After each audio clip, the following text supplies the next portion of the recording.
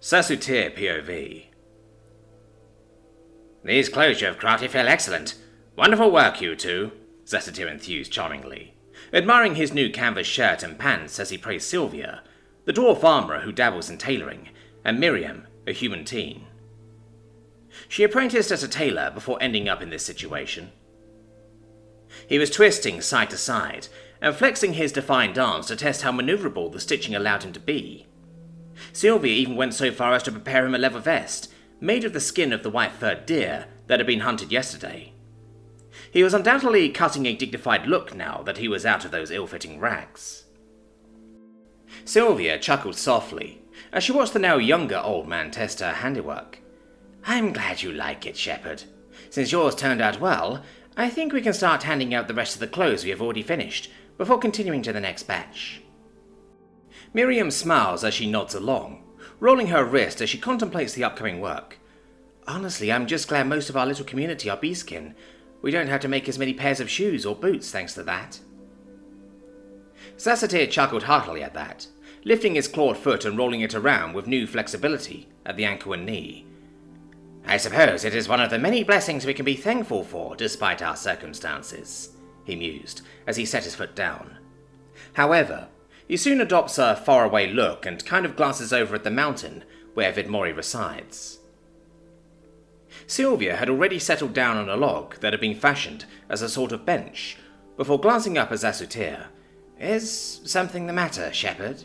she asked curiously, before glancing back down at the shirt she was working on for Org in particular.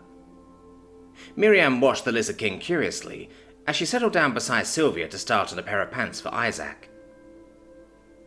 Sasutir was silent for a few more moments before shaking his head as he settled down and sat cross-legged by the extinguished fire pit. "It is nothing, I think," he said, his brow furrowed before deciding to speak up. "I am connected to Vidmori, and I hear his voice and thoughts within my mind even from this distance. It's an odd sensation, even different from when you stand before his core and get spoken into directly," he tries to explain, taking his time to find his words. Miriam listens with rapt attention, sufficiently distracted from her work. Sylvia, on the other hand, can continue her work easily enough while listening intently, as she occasionally glances over to Sasutir while he speaks. Sasutir takes a moment to consider his words, his tongue trailing over his pristine white teeth before continuing. "It's a truly odd sensation to know that your mind is no longer solely your own, yet comforting to know that in your most desperate moments, you can reach out with a mere thought and find the support of another." He considered with a soft smile, before tossing another glance up to the mountain. "Though this connection certainly works both ways. In these last couple of days since Vidmori titled me a shepherd, I have occasionally gotten flashes of moments and memories not my own.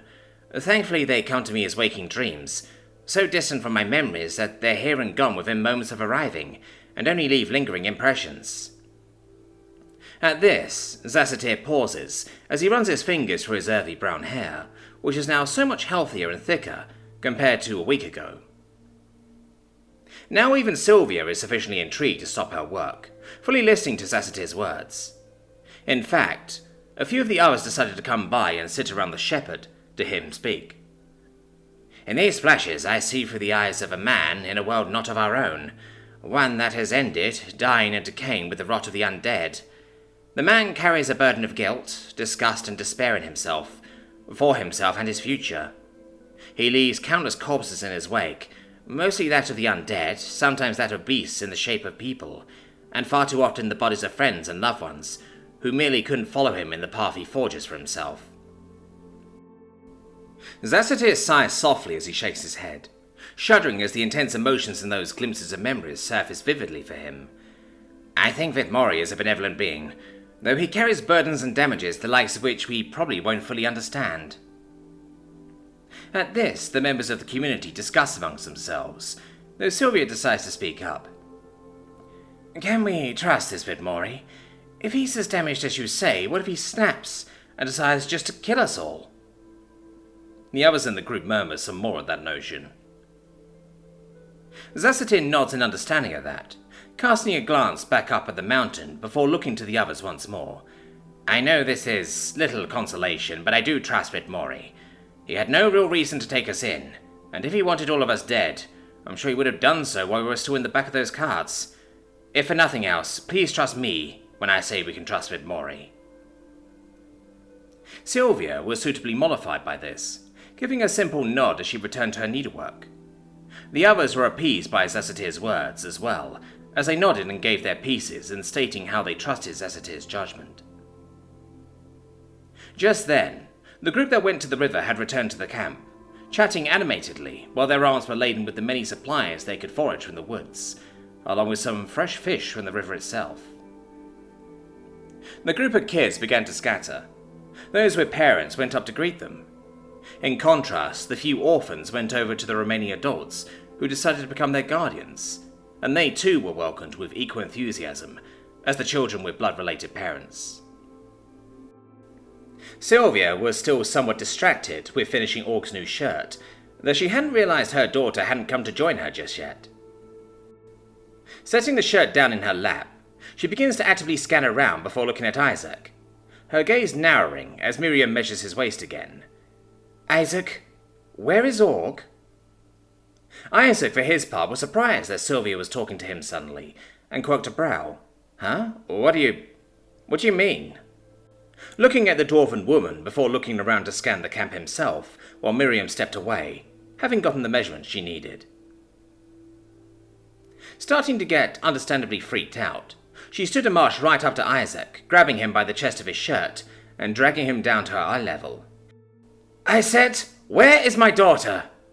You, Woody, and Fatisa were supposed to be watching her." She raised her voice, shaking the startled teen as she quickly lost what little composure she was holding on to. Before Zassatir could step forward to try to break this up, he suddenly felt Vidmori's voice echoing in his mind. "Hey, Zassatir, just letting you know one of my guys found a little girl. Apparently she got washed away by the current of a river. Don't worry, she's fine and currently on the way. It'll just be a bit since she went kind of far out." Zassatir sighed softly to himself in relief, before thinking back to Vidmori. "Your timing is impeccable, O Great One. Many thanks for your vigilance over our precious young." It takes a moment for Vidmori to respond, but he speaks up soon enough. "Yeah, no worries. I said you would all be in my care, and I intend to commit to that." With that, Zassatir could feel the connection wane, as Vidmori's attention went elsewhere. Moving forward, he grabs Sylvia by the shoulder to get her to release the poor teen, though she lashes out, her fists striking like clubs against his copper scales. It hurts, but he tanks the hit as he gets her attention. Sylvia, it's okay. Org is fine. Vidmori told me she's with one of his vassals and is currently on her way." Sylvia, for her part, looks remorseful for actually having hit Zassatir, speaking in a softer tone. "Oh, okay. Thank you." Zassatir merely smiled kindly as he pulled away, before looking to Isaac and then to Woody and Xanatul, as they approached during the commotion. "It seems she fell in the river and was washed away, and it probably happened too quickly for anyone to have seen her go. However, you must reflect on your failures today, and be more vigilant over those in your care," Zassatir instructed, with the firm understanding and compassion a man of his age would have cultivated over the years. Isaac taking this especially hard, since he failed to even notice the girl missing. Not that Xanatul or Woody didn't look equally abashed by Zassatir's words. "Now, let's get back to work. There's still plenty to do to make this place livable," Zassatir instructed, the group nodding in understanding as they broke apart and went their own ways. Sylvia and Miriam go back to making clothes, though Sylvia's hand is unsteady, anxiety playing on her unusually calm expression.